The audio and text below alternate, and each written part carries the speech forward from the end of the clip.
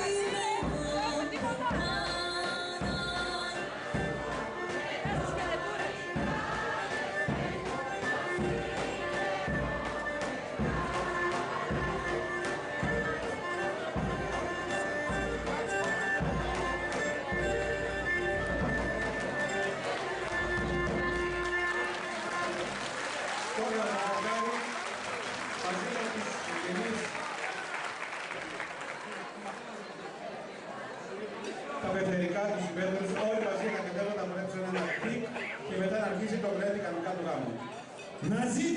Να ζείτε ευτυχισμένοι. Γιάννη, πέσουν ένα τικ να χορεύουν.